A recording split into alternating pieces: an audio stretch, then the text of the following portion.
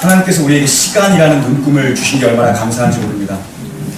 시간이라는 눈금이 없었다면 참 어떤 일이 벌어졌을까 생각할 수가 없습니다. 하루하루 한 해 한 해가 연결되어서 한 사람의 인생이 되죠. 이제 몇 분 뒤면 여러분 한 살을 더 드시게 됩니다. 한 살 나이가 더 든다라는 건 어른이 된다는 얘기겠죠. 어른이 된다.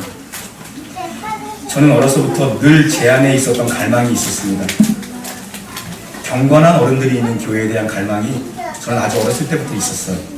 그리고 제가 사역자가 돼서 전도사가 되고 강도사를 거쳐 목사가 된 후에도 경건한 어른에 대한 그 열망과 포기할 수 없는 이상이 언제나 제게 있었습니다. 지금도 여전히 경건한 어른들이 넘쳐나는 교회, 그런 교회에 대한 이상을 저는 정말 놓치고 싶지 않습니다. 교회는 어린아이 같은 사람도 있어야 됩니다. 철부지도 있어야 됩니다. 그러나 교회에 가장 필요한 건 경건한 어른입니다. 경건한 어른. 경건한 어른은 어떤 사람인가? 저는 어렸을 때부터 그 생각을 너무 많이 하면서 자랐기 때문에 그분 자체만으로도 은혜가 되는 사람. 그분을 보면 가까이 가고 싶은 사람. 그분을 보면 자꾸 뭔가 영적인 이야기를 듣고 싶고 영적인 조언을 얻고 싶은 사람. 그분을 보면 예수님이 생각나는 사람. 저희 주한이가 이제 주한이도 조금만 있으면 벌써 3살 됩니다. 벌써 3살. 1월 3일생이거든요. 1월 3일생. 이제 며칠만 지나면 이제 24개월이 딱 차는 거죠. 3살 되는 거죠. 요즘 가만히 지켜보니까 이제 말이 터지려고 아주 건방을 떨더라고요. 자기 표현을 해요. 그리고 자기 고집을 부리더라고요. 주한이죠? 아니에요? 좋아? 그리고 계속 중얼거려요. 어린아이의 특징이 뭡니까? 아이를 보면서 배우는 것 같습니다. 그리고 또 어른스러워진다는 건 도대체 무엇인가? 어른스럽다는 것과 어리다는 것은 도대체 무슨 차이가 있는 걸까? 내 생각을 많이 하면 어린아이더라고요. 내 생각을 많이 하면. 나에게 집중되는 것을 즐기면 어린아이더라고요. 조금만 엄마 아빠가 관심을 안 줘도 아주 그냥 쳐다보라고 난리를 핍니다. 내 의사를 들어주지 않으면 땡깡을 피는 게 어린아이더라고요. 요즘에 어디서 배웠는지 모르겠는데 내가 볼 때는 뭐 유대식한 사람한테 배웠을 거라고 생각을 하는데 이러는 거예요. 어디서 이런 걸 배웠는지 몰라.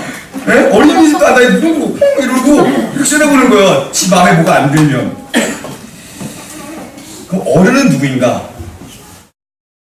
지난 특세를 우리가 11월 달이면 우리 교회는 늘 팀주간의 특세가 있습니다. 친구들에게 이 어린 친구들에게 3주간 특세를 완주했다고 유치부에서 선물을 사줬대요. 네. 저희 아내가 그 선물을 고르러 갔으니까 저는 내용물이 뭔 줄 알잖아요. 48,000원짜리. 엄청 비싼 거 아니에요? 유치부한테 5만원짜리 선물을 사주면? 애들이 가장 좋아하는 걸 사줘서 주한이가 아직까지 가지고 놀아요. 그거를. 네. 움직이는 티라노사우루스. 좋은 거 사줬죠. 그런데 3명이 특세를 완주했어요. 유치부 어린 아이들 중에서. 근데 시우라는 애가 있어요. 시우 어딨지? 시우가 있어요. 시우. 포장지 2만원 거에다 해줬거든요. 큰 거, 크잖아요. 공룡 같은 거. 그걸 교회에서 안 뜯더라고요. 원래 보통 뜯고 싶어 난리 나는 거 아닌가요? 안 뜯더라고요. 이유가 뭐냐면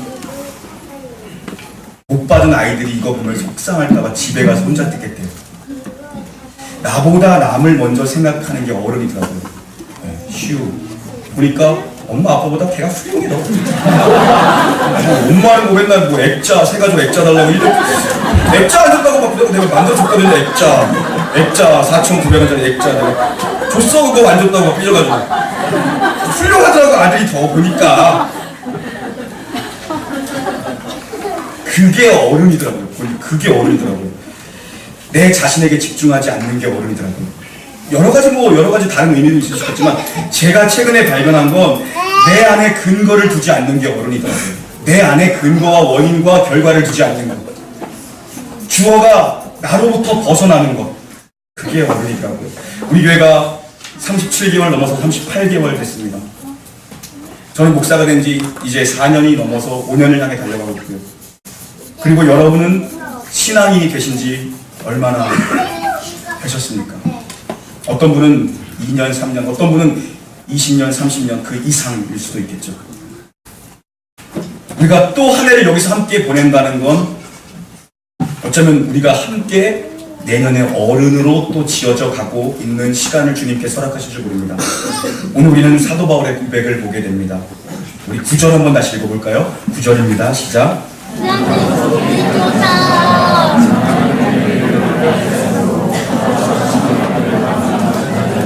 아멘.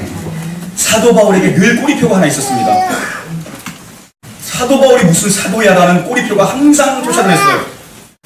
예수님과 같이 다닌 적도 없잖아. 그런데 무슨 사도야.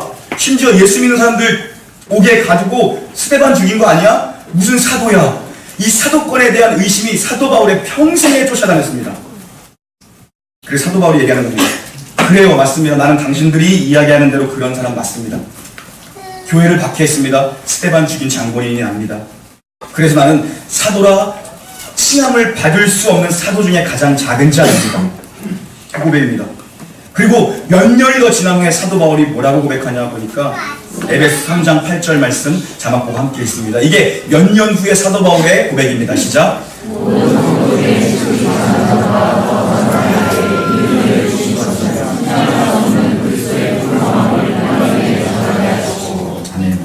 이제 그는 사도 중에 가장 작은 자가 아니라 뭐라고 얘기합니까? 모든 성도 중에 가장 작은 자다.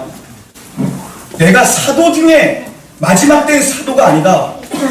나는 이 교회의 성도 중에 수많은 교회를 세우며 다녔던 사람이 사도 바울 아닙니까? 우리가 살펴보고 있는 사도행전에서 보다시피 그가 얼마나 큰 일과 귀한 일을 감당했고 얼마나 많은 교회를 세웠습니까? 그가 죽을 고비를 당하면서 목숨을 걸고 주의를 감당했는데 그가 하는 말이 무엇입니까? 나는 내가 세운 수많은 교회들 중에 그 많은 성도들 중에 새신자보다 내가 더 마지막에 난 자다. 그리고 또 2, 3년의 시간이 지난 후에 그가 또 뭐라고 고백합니까? 이제 그의 노년의 사역의 말미의 고백입니다. 우리 함께 자막 보면서 읽겠습니다. 시작.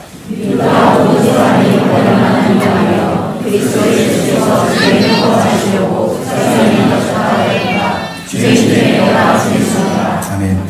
이제는 하다 할 표현이 없어서 죄인 중에 괴수, 이보다 더 비참하고 잔인한 표현이 있었다면 그걸 썼을 겁니다. 나는 죄인 중에 괴수다. 처음에 그래 내가 목사 중에는 좀 그래도 뒤에 있는 편이야. 아니, 우리 교회에 지난주에 등록한 새신자보다 나는 아무것도 아니야. 아니, 나는 인류의 모든 인간 중에 내가 죄인 중에 가장 큰 괴수인데 그가 어떻게 이런 자리까지, 이런 어른의 자리까지 갈 수 있었냐라는 것입니다. 신앙 안에서 우리가 마땅히 어른이 된다는 것이 무엇인지를 우리에게 알려주고 있죠. 10절, 오늘 본문 10절입니다. 그러나, 시작. 그러나 내가 나된 것은 하나님의 은혜로 된 것이니 내게 주신 그의 은혜가 헛되지 아니하여 내가 모든 사도보다 더 많이 수고하였으나 내가 한 것이 아니요 오직 나와 함께 하신 하나님의 은혜로다. 아멘. 왜냐하면 나의 나된 것이 하나님의 은혜라는 것을 그가 발견한 것입니다. 하나님의 은혜가 결코 헛된 것이 아니라는 것을 그가 그의 삶에서 역사하시는 하나님을 그가 경험하는 거죠. 내가 사도로 보냄받은 것, 내가 성도로 보냄받은 것, 내가 구원받은 것, 내 자격이 있어서 아니다. 하나님의 은혜다. 기독교 신앙에서 은혜를 빼면 아무것도 남지 않습니다. 교회는 은혜가 떠나가면 교회일 수 없습니다. 우리 신앙에 은혜가 없으면 우리는 신앙인일 수 없습니다. 세상에서는 은혜라는 말을 가장 싫어합니다. 은혜에 공감을 못합니다. 세상의 사람들은. 세상에 공짜가 어디 있어? 은혜란 무엇입니까? 나는 받을 자격이나 근거가 내 안에 전혀 없는데 자격이 있는 자처럼 여겨주신 겁니다. 아니야, 넌 충분해라고 여겨주신 거죠. 내가 한 일이 하나도 없는데 보상을 받은 거예요. 갚을 길이 없는데 1만 달란트의 빚을 탕감해 주신 거예요. 우리가 아직 죄인 되었을 때에 우리를 위하여 그리스도께서 죽으신 그 하나님 아버지의 사랑을 확증하는 사건이 은혜의 사건입니다. 마땅히 내가 죽어야 될 자리에 그리스도께서 죽으신 것, 그리고 의롭다 여겨주셨습니다. 그러나 우리가 의롭다라는 것을 남의 눈에 비치면 안 됩니다. 다시 한번요. 죄인된 우리를 의롭게 여겨주셨습니다. 그러나 우리가 의롭다라는 것을 남의 눈에 결코 들켜서는 안 됩니다. 그게 신앙입니다. 남의 눈에 내가 의롭다는 걸 들키는 게 어린아이입니다. 나의 나된 것이 주님의 은혜인데 어떻게 내가 내 의로움을 증명하면서 살겠습니까? 교만이라고 하죠. 그래서 사도가 내가 가장 작은 자다. 나는 사도라고 부를 수 있는 칭호를 받을 자격이 없다. 그런데 하나님이 은혜로 불러주셨다. 그 이상, 그 이하도 할 말이 없다. 10절 하반절에 고백해 보십시오. 내가 한 것이 없다. 다 하나님의 은혜다. 이게 하나님의 은혜를 헛되이 받지 않는 태도입니다. 내가 한 게 아무것도 없다. 하나님의 은혜. 이게 자기 인식이고 자기 고백이며 자기 정체성에 대한 확인입니다. 이게 어른으로 가는 출발입니다. 흠없이 살던 사람, 공부 많이 한 사람, 집안 좋은 사람, 사도 바울이죠. 그러나 예수님 만나고 하나님의 은혜를 경험하니까 진짜 어른이 된 겁니다. 나한테 관심이 많아지고 나에게 시선을 집중시키는 것이 아니라 하나님께로 모든 시선을 돌리는 거죠. 어른이 된다는 건 내가 주어가 아니라 나로부터 벗어나는 것입니다. 하나님이 주어가 되는 인생으로 변화되는 것이 어른이 되어가는 과정이겠죠. 놀라운 교회가 오늘까지 오기 위해서 우리가 어쩌면 열심히 헌신했다고 얘기할 수도 있을 것이고 최선을 다했다고 얘기할 수도 있을 것입니다. 그러나 제가 한 일이 뭐가 있겠습니까? 저는 담임 목사로 사실 진짜 한 게 없어요. 아무것도 없습니다. 여러분은 이 교회를 위해서 무엇을 하셨습니까? 지난 3년 동안 아무것도 없습니다.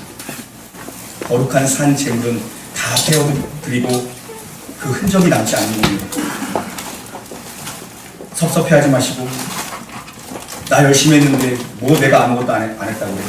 섭섭해하지 마시고 모든 시선을 하나님께로 바꾸어가는 시간이 내년 한 해가 되었으면 좋겠습니다. 우리 자신의 거룩한 산 재물로 다 태워드려서 내가 어떤 사람이었는지 형체가 남지 않는 거죠. 한 게 없습니다. 저는. 왜 교회가 부흥하고 성도들이 기쁘고 행복하게 신앙생활을 하는지 잘 모르겠습니다. 그냥 하나님의 은혜로 된 겁니다. 내가 옆에 있는 교회 목사님보다 나은 게 아무것도 없어. 내가 그 목사님보다 배운 것도 없고 내가 연륜이 있는 것도 아니고 난 모르겠습니다. 그냥 은혜예요. 그냥 은혜. 이것 위에 더 얘기할 수 있는 게 우리 교회는 아무것도 없습니다. 어쩌면 하나님이 저의 연수함을 보시고 긍휼히 여기사 좋은 분들을 많이 보내주신 걸 수도 있겠죠. 그것도 은혜 아니겠습니까? 이제 시작될 한 해 우리가 성장을 목표로 하기보다 우리 모두의 또 목사인 저와 사랑하는 우리 성도님들 모두 이 교회가 어른이 되어가는 그런 교회로 지어졌으면 좋겠습니다. 한 해 나이를 더 먹는 것에 의미를 부여하는 것이 아니라 경건한 어른으로 지어지는 것. 저는 정말 이 이상을 놓치고 싶지 않아요. 제 어렸을 때부터 갈망이었습니다. 교회에 경건한 어른들이 얼마나 많았으면 좋을까. 그냥 나이 많은 어른 말고요. 경건한 어른이요. 경건한 어른. 경건한 어른. 그것이 은혜를 헛되이 받지 않는 것입니다. 우리가 경건한 어른으로 지어지는 게. 나에게서 시선을 돌려 하나님이 주어가 되는 인생. 그리고 나는 다 태워져서 아무것도 남지 않는 인생. 여러분의 신앙 인격이 더 깊어지고 넓어지는, 정말 깊어지고 넓어지는, 우리 교회가 정말 깊어지고 넓어지는 한 해가 되기를 우리 주 예수 그리스도의 이름으로 간절히 축원합니다. 함께 찬양하겠습니다.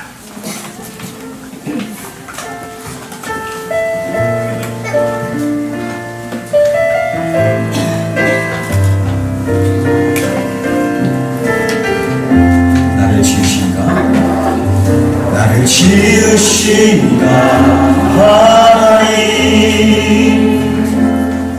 나를